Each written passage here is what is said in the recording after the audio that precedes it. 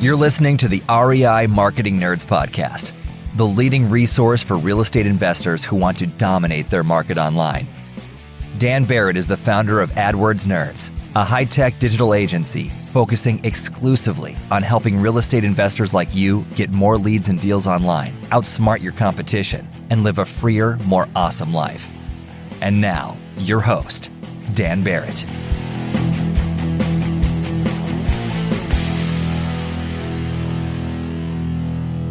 All right. Hello, everybody, and welcome to this week's REI Marketing Nerds. But it is not only REI Marketing Nerds. It is also SEO and IPA because, of course, this is the final week of SEO September, SEO for REI month. All month, Patty DeLessio, the head of the SEO division at AdWords Nerds, and I have been on this podcast telling you all about everything you need to know to up your search engine optimization and use that to get more motivated seller leads and deals. So this week, the final week, at least for now, the final week of SEO September, the final week of SEO and IPA, I am joined again by the brains behind the operation, officially the only reason that anybody ever watches this show, and you can't spell DeLessio without SEO.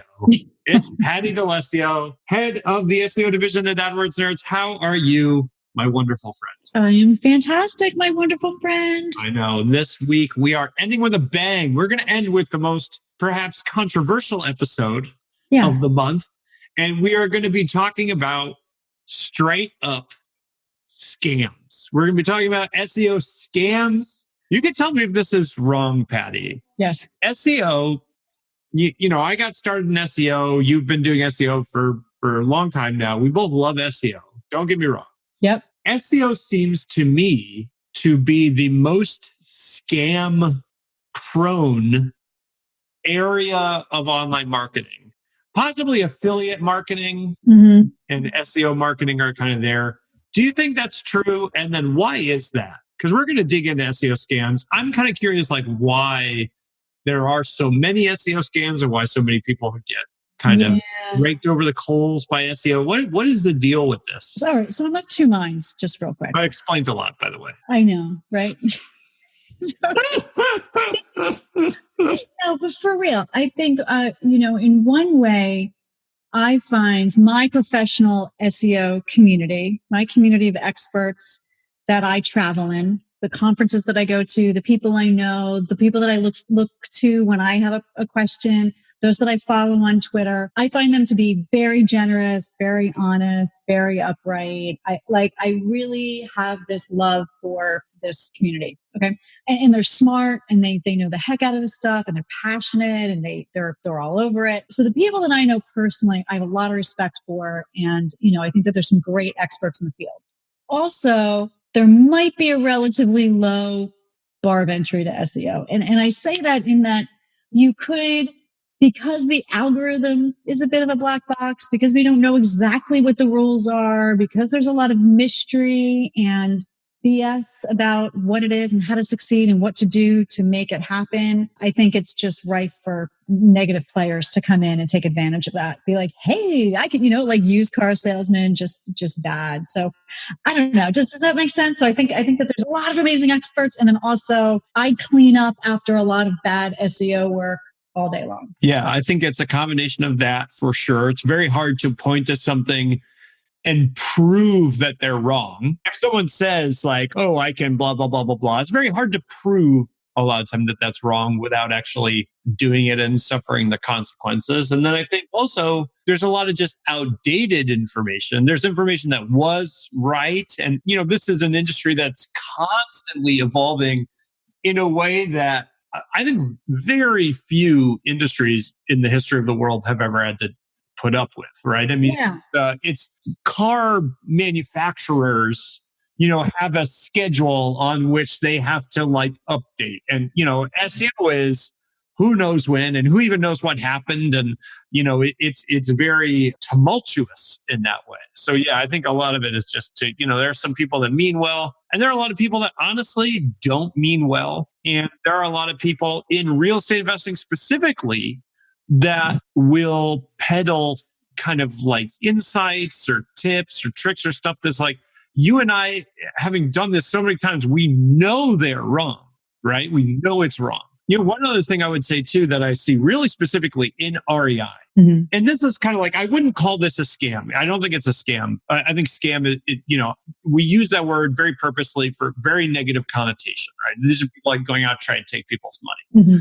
I think what ends up happening in REI a lot is not quite that. It is someone who works on their website or does something, right? And then they see some success and then they extrapolate that from that. They're like, well, I figured it out. I did the thing and then I got X, and therefore doing the thing gets you X. And then they go out and they tell everybody that. Yep. And for one, when you start to apply this to, we've worked with hundreds of investors now. You start to see that just because something worked for someone doesn't mean it works for everyone by any means. But then the other part of that is that a lot of times that investor that says like, well, I did X and I got Y, they have almost no understanding of what they actually did or whether it's causal or, like I worked with someone once who, he had launched in this market, had done his own SEO and crushed it, right?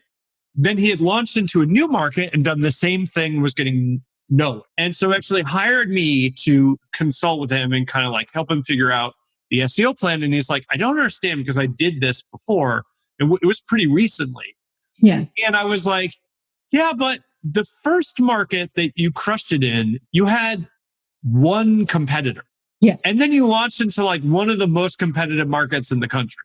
Right. So, you know what I mean? I was like, you kind of could have just farted into a box and ranked number 2 in this other market, it would have been fine.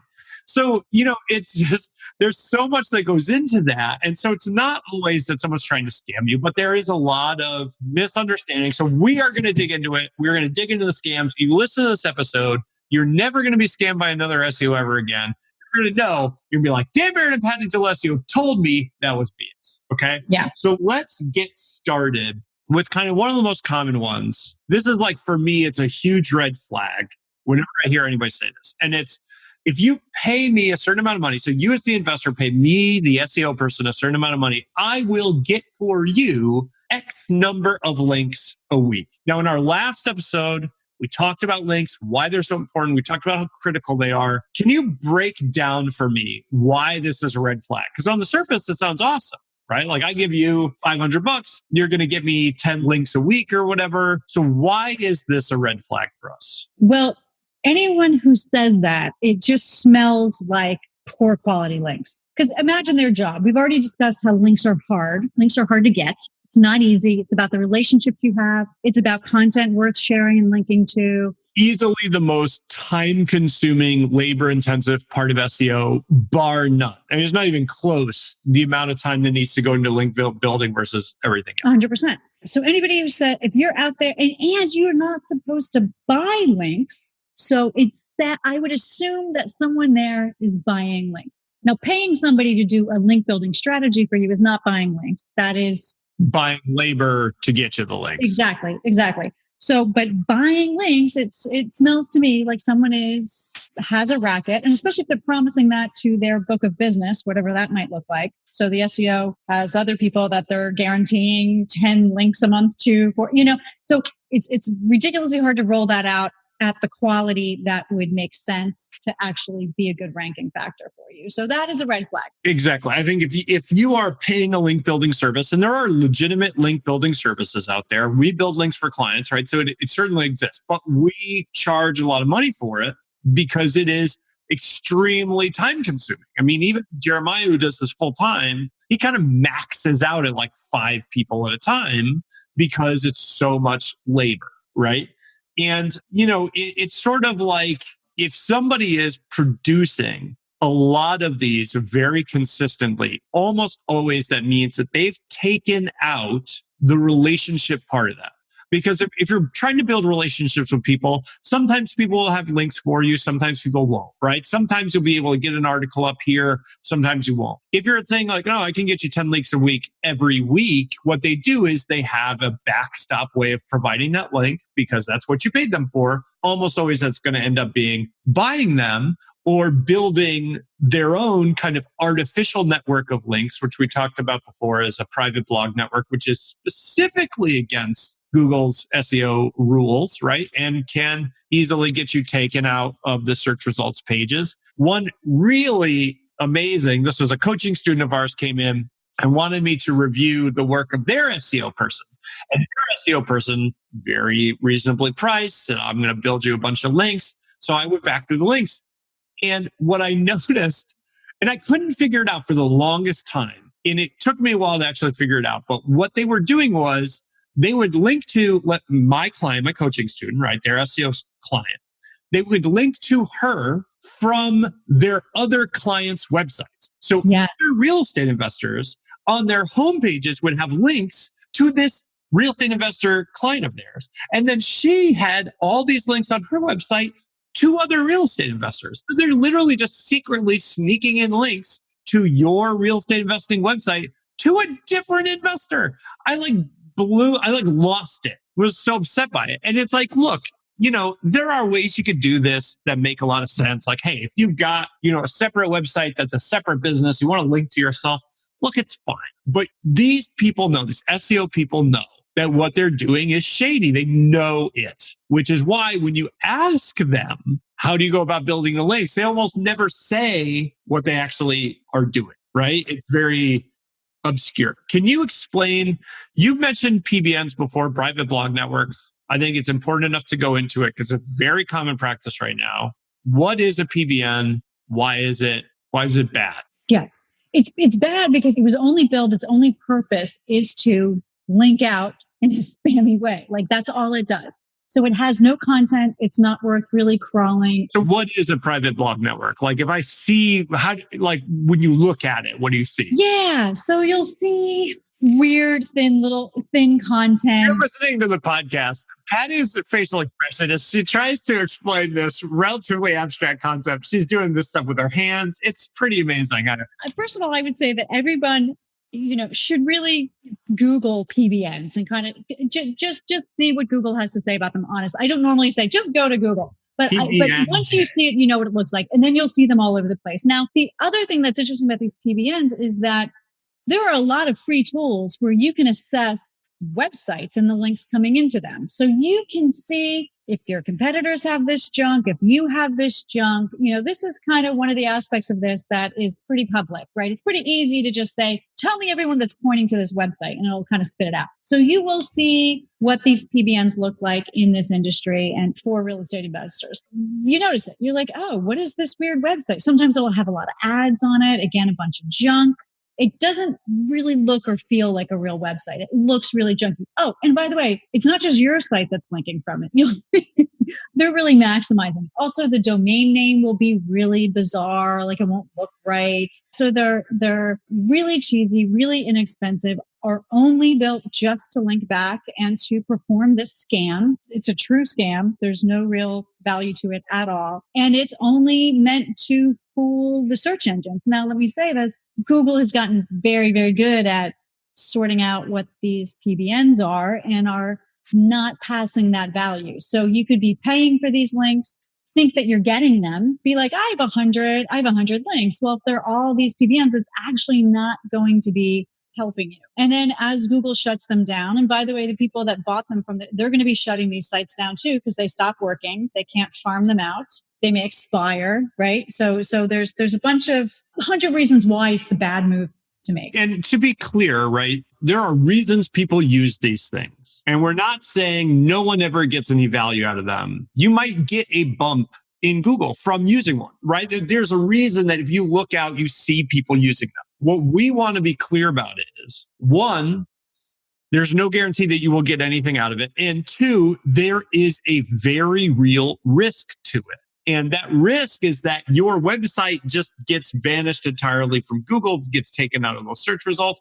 And that is a massive amount of damage to do. For a short-term benefit, you are taking on the risk of a very long-term damage. This is the same reason that I don't do methamphetamines. Okay. Right. Sure, it feels great in short term.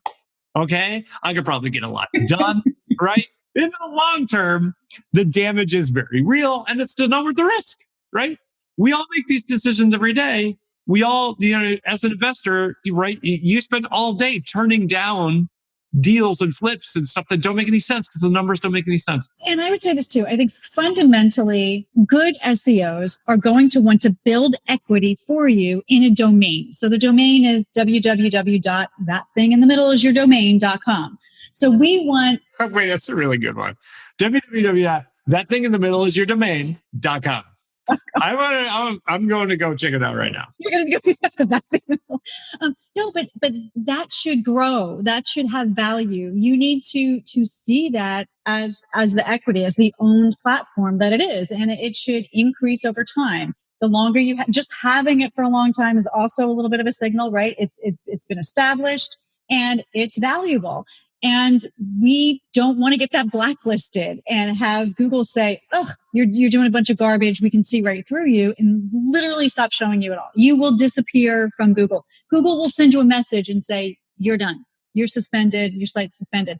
Now, what does that mean? That means any value that any time that you've spent SEOing and building up that domain is gone away. And also, you need to either rename your business or get a new domain and kind of like start all over. So it's a little bit embarrassing. I've absolutely 100% seen it happen. It's real and it's risky. So scam, number one.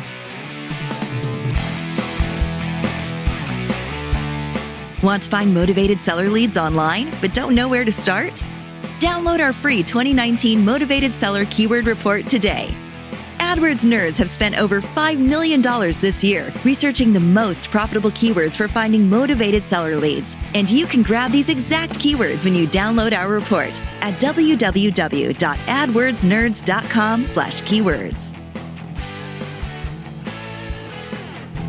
Let's talk about scam number 2, which is more of a red flag than a scam, but I think this is something we need to talk about, which is really low cost SEO alternatives. There's a lot to unpack here. And to be clear, I'm not saying that everybody needs to charge $1 billion for SEO. It's clearly not what I'm saying. But I think we've all everyone listening to this podcast, assuming you have any kind of business at all, maybe even if you don't, probably been solicited by email for someone that wants to improve your website via SEO. I like the emails that I get there like, "Hey, I was just checking out your website and I noticed you're not in Google." And I'm like, "Yeah? Like, how'd you find my website, you idiot?" Anyway.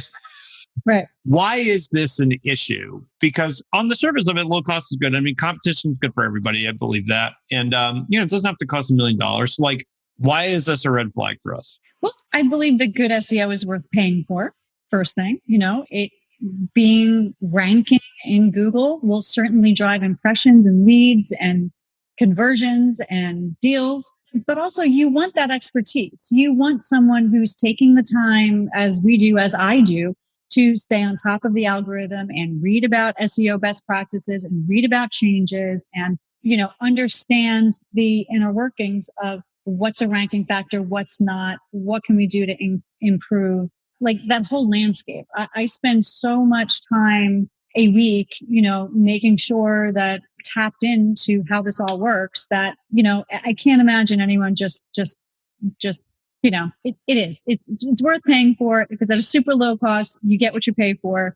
And these are probably not experts. These are not people taking SEO seriously. Well, I think even on top of that, because I think that's true, but we all have to start somewhere. And I certainly underpriced my services early on, right? So that can certainly happen. For me, the big thing about this is that if someone's pitching a labor-intensive service, which SEO is, as a low-cost alternative, they're doing either two things. One, they're purely using some kind of software to do the work, which is a recipe for disaster for a variety of reasons. And then two, if they're not doing that, they are outsourcing that work. So there are white label SEO companies that will say, we'll do all the SEO work.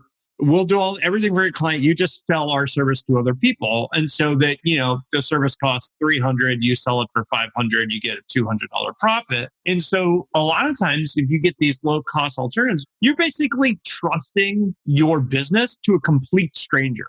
And beyond that, that stranger is then trusting your business to someone else. So it would be like if you just stuck your head out the front door and were like, "Hey, does anyone want to babysit my kid?" And you pick the first person, and then you came to babysit your kid, and you went to go see John Wick 3 or whatever you're going to do, and you get back, and there's another person in there, and it turns out the person you pulled off the street was like, "Hey, I gotta go," so they just pulled a different person off the street, and now you gotta come like two strangers removed watching kids. It's giving me agita, right? So don't do it. It's a bad idea. It is. Let's keep it moving. Those are really good points. I mean, some of the stuff can be, put offshore, right? So this is, they're not even around. You're giving them the keys to your business, possibly even access to, payment. I don't know. It could be crazy. It gets very tricky. And for me, it's just like, again, we're trusting someone with a resource that we're hopefully going to have for the next couple of decades. I mean, your website's not going anywhere. Google's not going anywhere. You need this stuff to be working long into the future. Let's talk about, this is one of my favorite ones. Patty, this is SEO Steve here, and you're my new client. And hey, have I got a deal for you? I'm going to rank you. Get this. I guarantee I will rank you number one for 4 keywords. What? Pretty good deal. What do you say to that? Take all my money. Give me all your money. Yeah. This is a holdup. The whole SEO thing was just to get me in the house. No. So what is the problem? This is a very common pitch. Mm-hmm. I will rank you for 4 keywords or 5 keywords or 10 keywords or 20 keywords, however, what is the trick here? Because on the surface, that sounds awesome. I'm a big believer that competency begins with guaranteeing your work. So I'm a fan of guarantees. But what is the problem with this one specifically? Because there is some sleight of hand kind of happening. Yeah. So can you explain that to people? I'm going to guarantee I will rank you, let's say, for 5 keywords. What's the issue with that? Typically, those people are then going to choose those keywords themselves. So you would imagine the low-hanging fruit in this case could be your company name, your name. You know what I mean? They probably are not high value, highly searched, right? High user intent, meaning they're probably not keywords that are going to convert for you. But yeah, when you have that guarantee, you're going to throw everything to the wall and count whatever you can actually manage to do. Now, we mentioned in the last strategy talk about the 35 keywords that we care about. None of them are branded keywords. So none of them are the company name, right? Like, what was it? Greg SEO or whatever, or Greg Oreo. Oreo home buyers. Yeah. So, I mean, if you're not ranking for the name of your business in the city that you live, then, you need to work a little harder there. But, typically those are really easy to kind of rank for. But yeah. Put it this way. If no one cares, it's easy to rank for something. So if I want to rank your website tomorrow for Flibberty Gibbet Hoppity Hip, 2019 Best SEO Dan Barrett Flippity Flops, I can do that basically by just making a page that says that. Because it's the only page in the world that's going to say that. Right. And so, boom, you're number one on Google. The trick to this is we can guarantee that we're going to rank you for a certain keyword by picking keywords with almost no competition. Well, why do they have no competition? Because no one's searching them. You're not going to get any leads. Right. So it's like, yeah, if you want to rank for just nonsense vanity keywords all day, that's great. Now, so I think the flip side of that is to understand that, yes, if you go after the keywords that really do produce the bulk of leads and deals, there is going to be competition, and that's going to be more difficult than ranking for something that doesn't matter. But that's the trade-off, right? The value is there, so the competition is there, right? Google is a marketplace. It operates very much like a market, and we expect Adam Smith's invisible hand to make valuable stuff complicated to get, and that is the case, right? So just be on the lookout for that. If someone says I guarantee I'll rank you for 5, my question is always be rank me where and what keywords, right? Yeah. And so start from there and see what happens. Where is actually a really good point, just to point out how we're different. You're very different. Got a little melancholy there. You're like, I know. Oh, man, I know. I trod this earth alone. So alone. Okay, so the way that we track, and I don't think this is giving away, too much. But no, this is what we're here. We're here to give this away. Yeah, give away stuff. I don't care. It's fine. Yeah, let's give it all away. So if we're targeting, say, 5 geolocations, we have a set of our keywords that we track. So if I live in Cincinnati, sell house fast Cincinnati might be a term that we care about. We also care about just the word sell house fast. Right. But I'm in Cincinnati. So I want to know how I rank in Cincinnati for that term. I want to know how I rank in Cincinnati for that term, plus its geo modifier, or the word Cincinnati, But I also want to know about in all of US, if I don't live in Cincinnati proper, if I live in Florida, but I'm trying to sell my house in Cincinnati, I want to know how I rank in the US for that term, sell my house fast Cincinnati. So we track all of that. So I take those keywords and do my magic to them and track for all of those things. So because there's not just one page for sell my house fast Cincinnati. You're going to see something different if you're like in Cincinnati and type that in. You're going to see something different if you're in New York and you type that in. You're going to see something different if you type in sell my house fast and you're in Cincinnati, but you don't type Cincinnati. And everybody's seeing something different. You have to understand how your rank changes in each of those scenarios.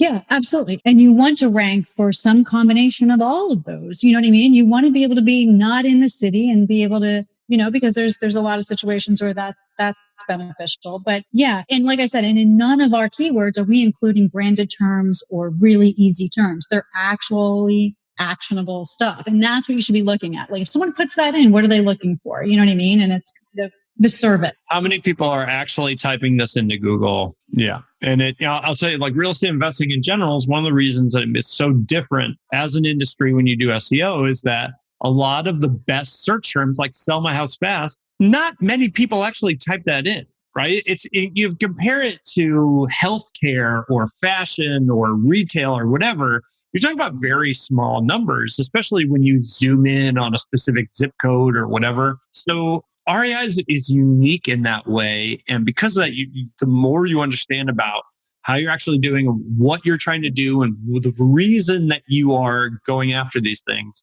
the better off you're going to be. Let's talk about the last one. We got one more scam to talk about, and that's ambiguous pricing, which is kind of a broad thing. And, we've talked about pricing kind of when we talked about low pricing, but there's also like this whole kind of crop of ways that you can price out SEO that are very confusing. Like we don't tend to do a lot of different packages when we do SEO, mostly because it's like, look, you need this stuff. We're not going to sell you it's like, I'm not going to sell you the car without the engine just so I can have a cheaper version of the car. It's got to have the engine in it, right? So what do you mean, or what do you think of when you think of ambiguous pricing in the SEO space? You can Chinese menu all of these little bits with different people, different third parties, right? You could pay somebody for link building and somebody for, I don't know, tracking of content or some of these things.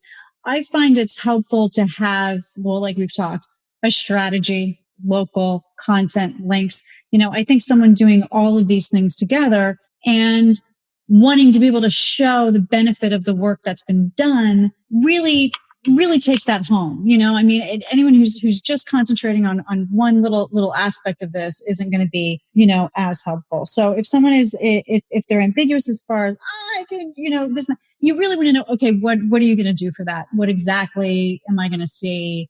What kind of reporting are you going to produce? How are you going to show either return on investment or, benefits over time or progress made over time? Yeah. I don't know. I guess I've seen a bunch of weird little packages, right? So you've got, what is it? Bronze, silver, gold, and you'll kind of see check marks and that's really popular. But, and that's all made to just kind of get you to level up and package up. Really? So even that alone can feel a little bit kind of scammy. Do you think, Dan? I mean, I think that could be a legitimate difference of opinion. We've talked about this before, right? It's like Lou. Many people who've heard this podcast may have talked to Lou. Lou's the one who talks to any investor who wants to work with us in any capacity. He's amazing. He was a real estate investor. He knows his stuff from back. And Lou is a fan of packages because he's like, look, if someone can't afford the full package, we can still do some good and give them something that they can afford. And if it's not everything, then that's cool. It's like, that's what they can afford. And I get that. But I also know that like at this point, we've done this so many times. We know what the roadmap is for a real estate investor to rank, right? We know what they're going to need in order to rank in their target markets, what they're going to need on their site, what they're going to need for their local, what they're going to need for links, right? And so I'm like, this is what you need. And if you can't afford it, that's okay. Come back to me when you can afford it, right? And I don't think there's a right or wrong there. I think it's just sort of a difference in philosophy. And, who knows? I may change my opinion next year or next month. That, it happens all the time. Like we've actually been in talks for like developing an SEO plan that would be like a year long, and we would only have like 4 clients, and it would be a lot of money, but it would be super intense. And, it's like, maybe that's a good fit for somebody. Maybe it isn't. Right. So I don't know. I think there's a lot of room to differ in terms of like what SEO should cost. If you're an investor, you're listening to this, you're wondering like, what's this going to cost me? Where should I get started? There are a lot of different options, right? I would just like talk to someone, reach out to us, go to adwordsnerds.com/strategy, talk to us about it, talk to other real estate investors, get some idea of what people are doing. There's a lot of alternatives, but I would keep an eye out for the scams that we mentioned, because regardless of the pricing, these scams exist. They are straight up not good for clients, not good for the industry, not good for you, not good for anybody. And I think if you keep an eye out for that, you're going to be much more aware of the red flags than pretty much anybody else. Yeah. And actually, what I would say to that is what I meant about the pricing plan is when it looks like specific pricing, but it's actually ambiguous. So we'll rank you for 5 keywords or 10 keywords or 25 keywords. You know what I mean? So it's kind of like even that alone is weird that they'd be, I don't know. So I agree. Yeah. So let me wrap this up, folks. So first of all, first thing you need to know, if you are listening to this and September is not over, you can still enter the SEO for REI September mega bundle giveaway. It is at adwordsnerds.com/contest. It's adwordsnerds.com/contest. There'll be a link below the show notes for this episode. You can go there. It's free to enter. You can enter multiple times. We're giving away almost $9,000 worth of SEO courses and coaching and books and tools and pretty much everything else. Everything you need to crush it in your market with SEO, you can get it for free. It's adwordsnerds.com/contest. Enter to win. We'll be picking one lucky real estate investor to get all that stuff. Secondly, all September, we have been posting SEO content in the REI Marketing Nerds Facebook group. If you are not in there, go to adwordsnerds.com/group. Check out all the free stuff. It's amazing. And then finally, I want to say thank you to my dear friend and a true and consummate professional, someone who is literally out there in the trenches, grinding every single day, helping real estate investors get more deals with SEO. It's Patty D'Alessio. Thank you so much for being on all these shows, Patty. It's been really fun, and I appreciate it very much. Thank you. You know what I just realized too? What's that? September is my birthday month. I think that's why we're doing this. Yes. Well, that's why September is SEO month. Yeah. Okay. Did I not tell you that? It's about me. Yeah. Yeah. It's not only SEO month, it's D'Alessio month. Okay. That's how it is. So every year we celebrate the coming of the Patty. She arises from the pumpkin patch every year and just bestows on us a series of high quality links and killer on-page content. Perfect. Patty, thank you so much. If people want to find you online and follow up with you and follow what you're saying and stuff, do you have a way that you want people to do that? Yeah. I mean, Twitter might be fun. I'm SEO Patty on Twitter. Patty with an I. Patty with an I. Yep. So SEOPATTI at SEO Patty. Follow her on Twitter. I highly recommend that you do that. She is both pithy and pragmatic and actionable in her tweets. So, for you, I will be back next week as always. Thank you as always for listening to the REI Marketing Nerds podcast. This is Daniel Barrett from AdWords Nerds signing off. I hope you had an amazing SEO September. Let me know what you thought. Hope you got some value out of this, and I will be talking to you guys soon. See you later.